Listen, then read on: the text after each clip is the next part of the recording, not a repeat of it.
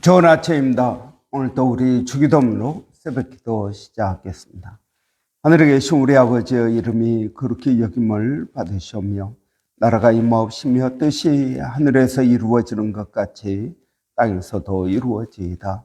오늘날 우리에게 일용할 양식을 주옵시고 우리가 우리에게 죄 지은 자를 용서하여 주는 것 같이 우리의 죄를 용서하여 주옵시고 우리를 시험에 들게 하지 마옵시며 다만 악에서 구하옵소서.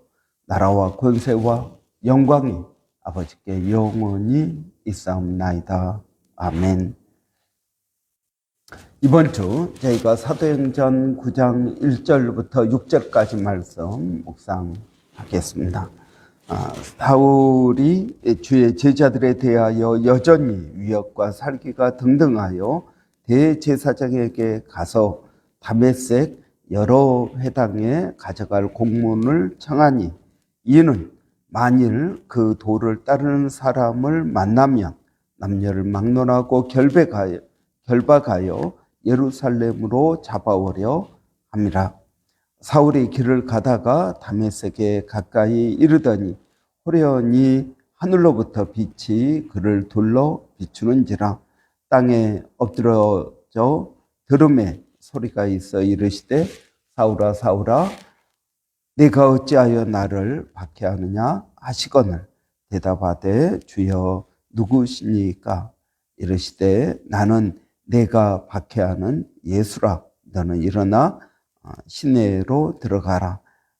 내가 행할 것을 내게 이를 자가 있느니라 하시니. 아멘. 오늘 본문은 유명한 본문입니다. 사도 바울이 예수님을 처음 만나는, 그래서 그의 인생이 바뀌게 되는 그러한 터닝 포인트의 본문입니다. 사울이 예수님을 어떻게 만났습니까? 어떻게 변화되었습니까? 여러분, 우리가 아는 것처럼 바울은 사도행전 절반을 차지하는 굉장히 중요한 인물입니다. 사도행전 전반부는 베드로 중심의 스토리이고요. 사도행전 12장부터는 이 바울의 이야기가 전부입니다. 그리고 오늘 우리가 이번 주부터 이 본문을 묵상하면서 어떤 계기로 해서 바울이 변화되었는가? 그리고 이 바울은 신약 성경의 12권, 히브리서를 빼고 12권을 기록한, 신약 성경의 거의 절반을 기록한 사람입니다. 그리고 이방 지역의 선교를 기틀을 놓은 사람이기도 합니다. 그래서 바울을 이야기하지 않고는 신약을 이야기할 수 없을 정도의 그런 무게가 있는 그런 사람입니다. 그런 바울이 어떻게 예수님을 믿게 되었습니까? 이런 예수님을 만나는 것이 그의 인생의 터닝 포인트였습니다. 이런 왜 이 예수님을 만난 것이 그의 인생의 터닝 포인트가 되었을까요? 이런 사람은 누구나 무엇을 위하여 살아가고 있습니다. 여러분, 우리는 자식을 위하여 살 수도 있고요. 모기지 갚느라고 살 수도 있고요. 평생 모기지 갚느라고 그냥 살아갑니다. 또 여러분, 어떤 사람은 일 때문에 살아갑니다. 여러분, 우리가 이제 신앙의 의미, 신앙의 기능, 종교의 기능, 뭐 이렇게 말하면 여러분 그 가운데 하나가 삶의 의미를 찾는 것이라고 생각합니다. 삶의 의미, 내가 왜 여기 있느냐? 난 도대체 어떤 사람이냐? 내가 하고 있는 이 일은 어떤 의미가 있는가? 어떤 이유로 해서 내가 여기까지 오게 되었는가 하는 것입니다. 신앙이 없는 사람들은 이것이 모든 것이 우연이 되었다라고 말합니다. 내가 여기 오게 된 것도 우연한 것이고 내가 이 일을 하게 된 것도 우연한 것입니다. 우연한 것이라고 했을 때 인생은 의미가 없어집니다. 모든 것이 우연이니까요. 앞으로도 우연에 의해서 살아가게 될 것입니다. 여러분, 불교는 이러한 삶의 의미, 내가 누구인가, 내가 어떤 사람인가, 나는 무엇을 해야 되는가, 여러분, 이것들에 대해서 불교는 스스로 깨닫습니다. 스스로의 깨달음을 추구합니다. 내가 왜 여기 오게 되었는가? 나는 어떤 사람인가? 여러분, 이것을 몇십 년 동안 고민하고 또 그 답을 얻기 위해서 여러분 참선하고 여러분 많은 수행을 통해서 얻고자 합니다. 그러나 기독교는 여러분 전적으로 다릅니다. 기독교는 뭐냐 하면은 여러분 내가 여기 있는 의미가 무엇인가? 나는 어떤 사람인가? 여러분 이것에 대해서는 기독교에서 하나님이 말씀하시는 것을 받아들이는 겁니다. 이게 다른 종교와 차이입니다. 기독교는 내가 어떻게 여기 있게 되었는가? 그것은 하나님께서 나를 이곳으로 인도해 주셨기 때문이다. 내가 왜 이 사람하고 결혼했는가? 내가 이 사람을 사랑했으니까. 사랑했으니까 내가 이 사람과 결혼했습니다. 그러나 여러분 하나님께서 짝지어 주신 것이다 라고 우리는 고백합니다. 그러니까 하나님께서 짝지어 주신 것을 사람이 나누지 못한다. 그러니까 이혼하면 안 된다 라고 말하고 있습니다. 여러분 하나님께서 짝지어 주신 것입니다. 우리는 이렇게 바라봅니다. 나는 어떤 사람인가? 하나님께서 나를 예정하셨다. 창세 전부터 나를 창조하기 전, 이 세상을 창조하기 전부터 하나님은 나를 예정하셨다. 알고 계셨다. 그러니까 나라는 존재가 어머니 뱃속에 있을 때부터 나라는 존재가 있었던 것이 아니라는 것입니다. 나라는 존재는 언제 있었습니까? 창세 전에 하나님께서 천지를 창조하시기 전부터 나라는 존재가 있었다라는 것입니다. 그래서 하나님은 나를 예정하셨고 때가 되어서 내가 이 세상에 태어나게 되었다. 여러분, 불교와 기독교는 전적으로 다른 세계관을 가지고 있습니다. 불교는 여러분 내가 깨달음을 찾는 것입니다. 깨달음을 만약 찾지 못하면 어떻게 됩니까? 그 다음 생에 동물로 태어난다든지. 그래서 이 깨달음을 얻어야만 윤회에서 벗어날 수가 있습니다. 해탈할 수가 있습니다. 그렇지 않으면 계속 사람으로 동물로 다른 것으로 계속 윤회될 것입니다. 요즘 한때 그런 드라마가 유행했습니다. 전생에 나는 뭐였다.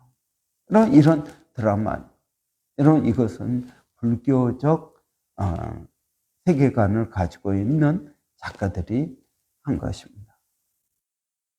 기독교는 그렇지 않습니다. 기독교는 직선입니다. 불교는 계속 돌고 도는 것이지만 기독교는 직선입니다. 하나님께서 나를 창조하셨다. 나는 어떤 존재인가? 하나님께서 창조하셨다라는 것입니다. 그러면 하나님께서 나를 왜 창조하셨는가? 하나님께서 왜 나를 호주까지 인도하셨는가? 하나님께서 왜 나를 이 일 하게 하셨는가?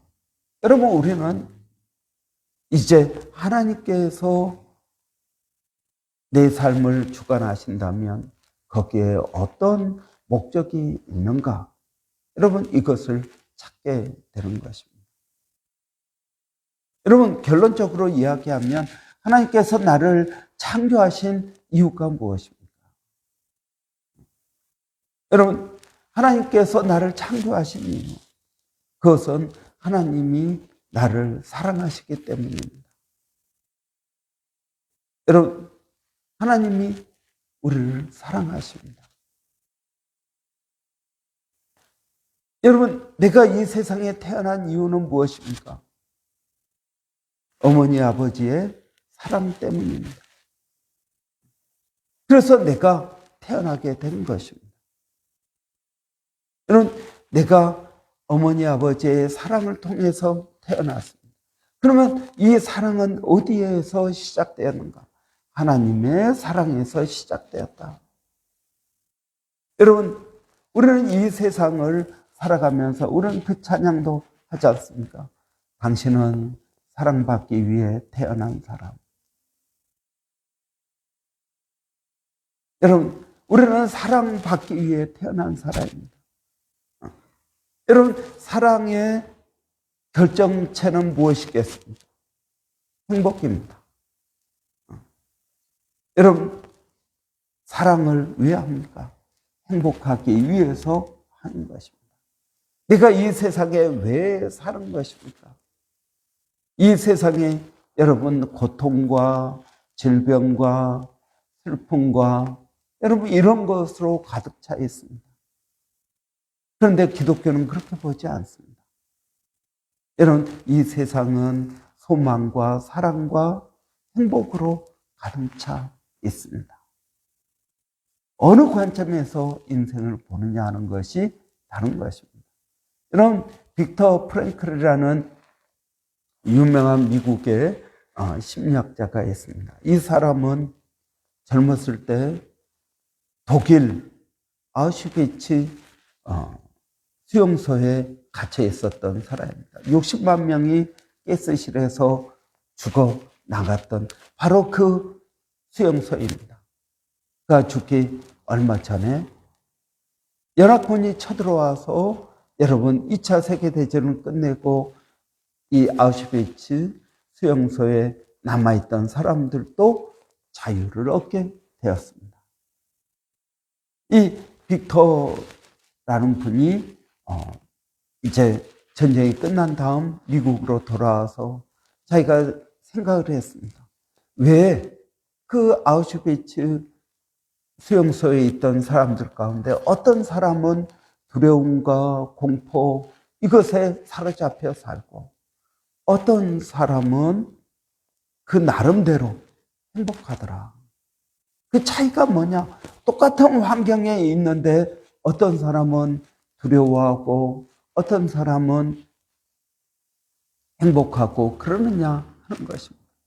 어떤 사람은 정말 자기 자신 살기 위해서 다른 사람 것도 빼앗고 그렇게 살아가는데 어떤 사람은 그 어려운 가운데서도 자기 걸 나누어주는 사람이 있더라.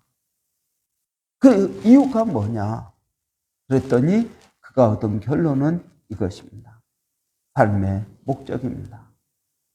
인생의 목적을 가지고 있느냐? 삶의 의미를 가지고 있느냐? 삶의 의미가 없는 사람은 이 땅에만 집중합니다. 내가 무엇을 먹고 살 것인가? 내가 어떻게 살 것인가? 생존에만 집중합니다. 그러나 여러분, 삶의 의미를 가지고 있는 사람은 이 땅이 아니라 하나님께 소망을 두고 있다라 하는 것입니다. 그래서 남을 도울 수도 있는 것입니다. 위기 가운데에서 남을 도울 수 있는 사람, 그런 사람은 삶의 의미를 가지고 있는 사람이다라 하는 것입니다. 여러분, 삶의 의미가 있느냐 없느냐가 우리가 어떻게 사냐를 결정하는 것입니다. 여러분은 어떤 삶의 의미를 가지고 있습니까? 여러분은 왜 태어났습니까? 여러분은 왜 여기까지 오게 되었습니까? 여러분, 더 나은 삶을 얻기 위해서 호주에 온 것입니까? 그러면은 호주에 와서 사니까 더 나아졌습니까? 여러분, 똑같이 삽니다. 애들 교육시키는 거, 과외하는 거 똑같이 시킵니다. 한국이나 여기나 똑같이 시킵니다. 바쁘게 사는 것도 똑같습니다. 여러분, 이 호주에 와서 이 아름다운 하늘을 몇 번이나 쳐다보고 살고 있습니다. 얼마 전에 우리 교회 와서 설교하신 목사님 하시는 말씀이, 아이고 목사님, 호주 너무 좋습니다. 공기가 다릅니다. 공기가 다릅니다. 너무 좋다고 그럽니다. 하늘도 좋고 공기도 좋고. 그런데 여러분, 우리는 그것을 감사하고 깨닫고 살아가고 있습니까? 호주에 살면서도 우리는 똑같은 마인드를 가지고 살아갑니다. 여러분, 운전할 때 얼마나 양보하면서 운전합니까? 아니면 급하게 노란불에 여러분 급하게 달리고 있습니까? 여러분, 우리가 삶의 의미를 가지고 살아가느냐 그렇지 않느냐, 이것은 굉장히 중요합니다. 이 삶의 의미는 어디서 얻는 것입니까? 불교처럼 내가 참선을 하고 명상을 해야 깨닫게 되는 것입니까? 아니요. 기독교는 하나님께서 말씀하시는 것이 바로 나의 정체성입니다. 하나님께서 말씀하십니다. 천지를 창조하신 하나님께서 우리에게 내가 너를 창조한 이유는 내가 너를 사랑하기 때문이다. 여러분, 하나님께서 내가 이 세상에 태어나기 전부터 나를 알고 계셨습니다. 그리고 그 하나님께서 나를 여기까지 인도하셨습니다. 무엇을 위해서요? 내 행복을 위해서입니다. 여러분, 무엇을 위해서요? 내가 이 일을 하고 있습니까? 내 행복을 위해서입니다. 여러분, 이걸 깨닫지 못한다면 아우슈비츠 죽음을 맞고 있는 사람이나, 여러분, 여기에 살고 있는 사람이나, 아프리카에 살고 있는 사람이나, 북한에 살고 있는 사람, 다 똑같은 것입니다. 여러분, 저는 우리가 삶의 의미, 인생의 의미를 찾기를 원합니다. 기도하겠습니다. 사랑하신 아버지 하나님, 우리 인생의 모든 답이 하나님께 있음을 고백합니다. 내가 이 세상에 태어난 이유도 하나님 때문입니다. 내가 여기까지 오게 된 것도 하나님께서 인도하셨기 때문입니다. 내가 이 사람과 결혼하게 된 것도 하나님께서 맺어주셨기 때문입니다.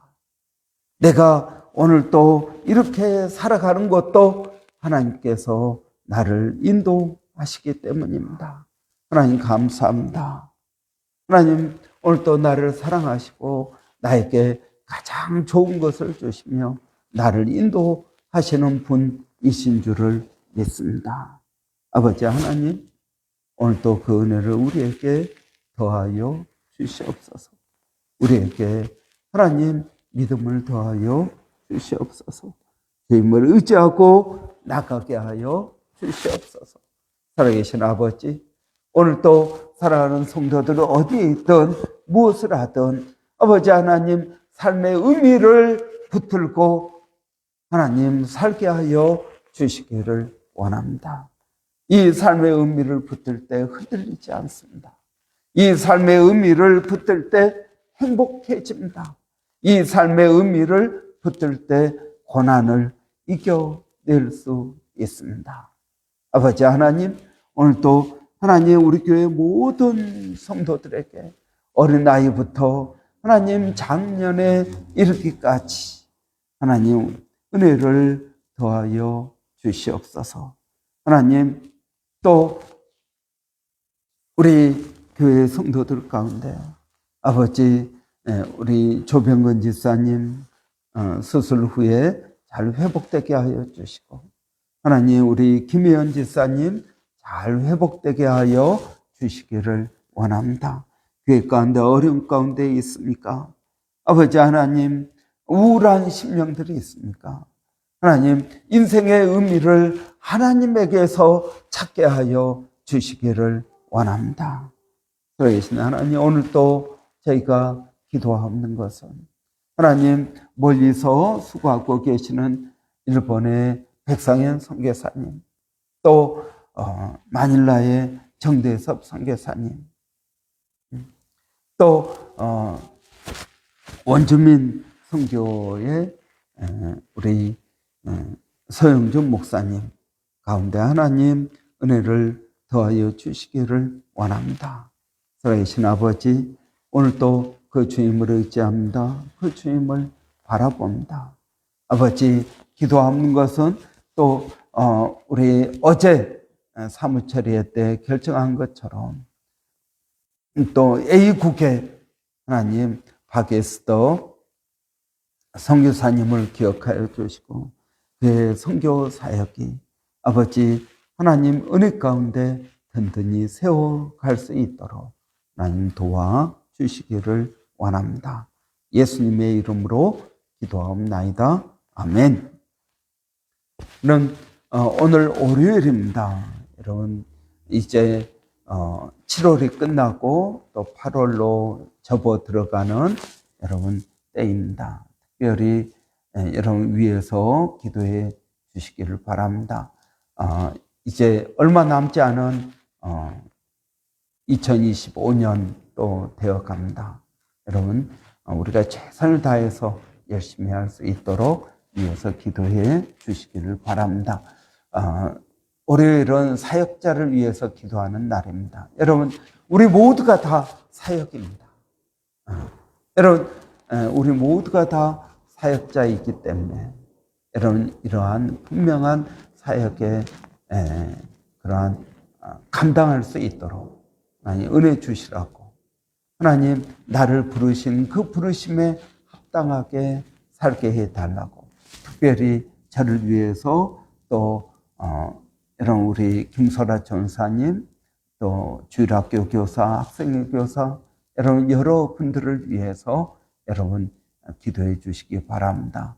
여러분 우리 교회 찬양팀을 위해서, 또 우리 교회 음식을 매주 점심 준비하는 우리 신명들, 또 여러분 눈에 보이게 보이지 않게 수고하시는 분들이 있습니다. 위에서 여러분 기도해 주시기 바랍니다. 우리 한번 같이 기도하겠습니다.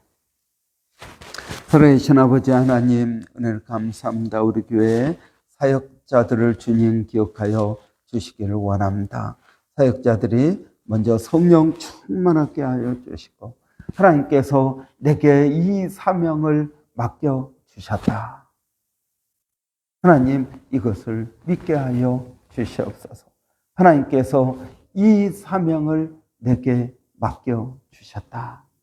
하나님, 내가 이 일을 하는 이유가 하나님께서 나를 이곳으로 인도하셨고, 하나님께서 나에게 이 사명을 주셨다라고 고백하게 하여 주시기를 원합니다. 그래서 우리의 섬김에 기쁨이 있게 하여 주시고, 성령의 충만함이 있도록 하나님 저희들을 도와주시옵소서. 하나님 감사합니다. 하나님, 이번 한 주도 성령 충만하게 하여 주시고, 주의 이름을 위하여 수고하는 사람들이 아버지 기쁨 가지고 소망 가지고 은혜 가운데 사역하게 하여 주시기를 원합니다. 아버지 하나님 은혜를 감사합니다. 예수님의 이름으로 기도하옵나이다. 아멘. 아멘.